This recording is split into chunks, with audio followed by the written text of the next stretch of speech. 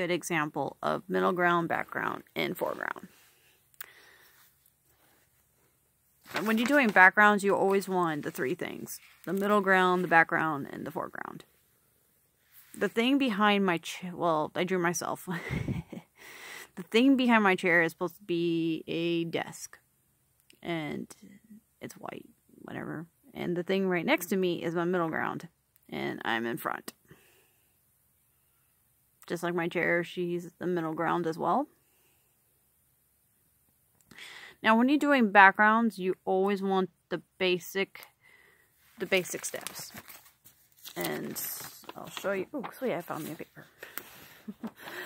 Not a good paper, I should say. However, I'm going to try to find me a way to explain this. I have paper all over my floor, which is fine.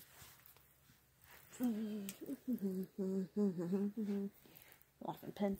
I lost my pen. Oh, here you are. I probably saw part of my room.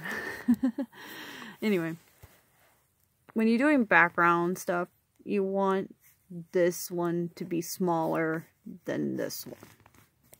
And then when you're doing front ground, you want that one to be bigger than that one. It makes it kind of like 3D kind of thing. This is where the 3D and 2D and 3D always works in video games and stuff. Because you always want this much space when you're doing background, middle ground, and foreground. And as you can see, this is in the background, this is in the middle ground, this is in the foreground. I'm just going to connect it this way you can kind of understand it. I know it looks 3D. Oops. There. This way you kind of understand it. So you have this one's in the background, and you got the middle ground, and you got, whoa, what the heck is this in front? Hello, it's connected right there. That's the main thing. And you're like, oh my god, it's 3D. Well, you gotta think of it this way. It's gonna be the wall. Here's the something in the middle ground, okay? You want to draw, let's just say a table or something. Just a table or something, and then you have plates. Plates, forks, whatever you're doing in your spare time when you draw a background, you want to not do the basic one right here. Let's just say it's gonna be a dresser, but it's not gonna be, you just know it's there. You know, that's the thing. You want to know it's there, but you want to make it kind of small, or not small, but in the back. Then you want to make this one a little bit more bigger than nothing. Or basically you could put it in front of it like so. After you draw whatever you want to draw, like let's say a little square or whatever you want to call this thing. But you want to put like something right here, well, it's gonna basically overpower that little thing. When you're doing background, you always want the back, forward, and front. And I just drew something in the front. Well, now I'm drawing something in the front. Haha, I'm drawing a carpet.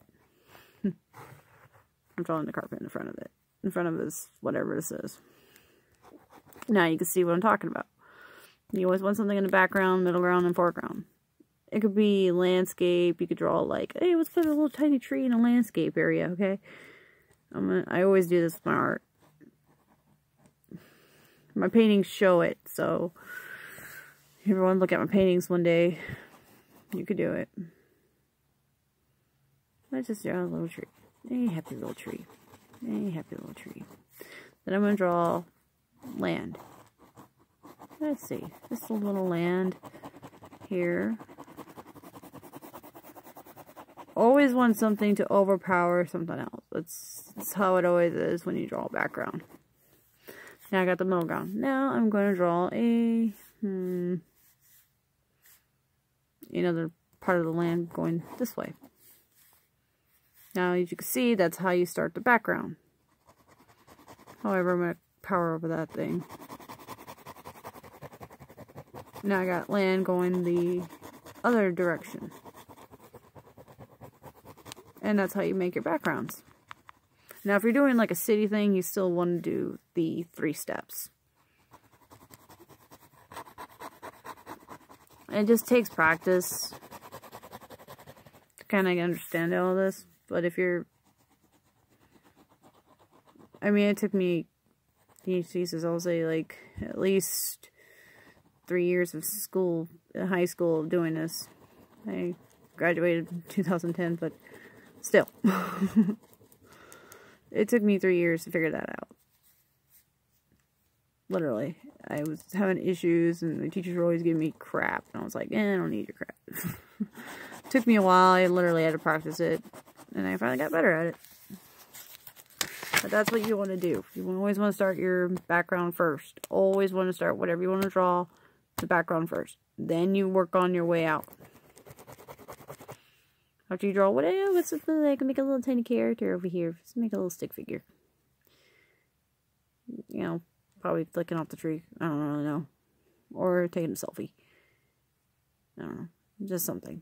Just a little something. You know, give him a little more hug. Why not? Or whatever I want to call it. Hat. I don't care. Just taking a picture of something. Maybe flicking it off. I don't know. See what I'm saying? You always want to do foreground, middle ground, background. Well, he's in the foreground. So you got back, middle, and front. You always want to start with those three. Back, middle, and front, if that makes more sense. But you always want to go from B, M, and F. Always.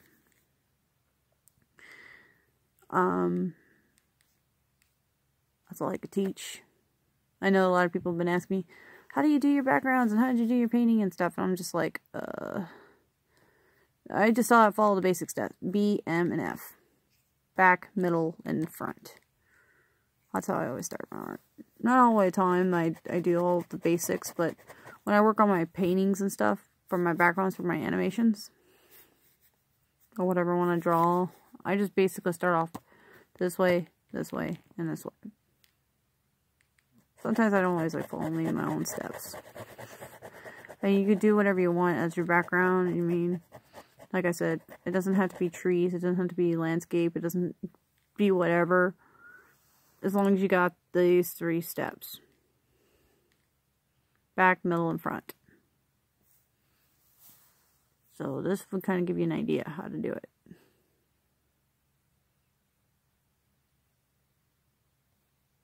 So, yeah.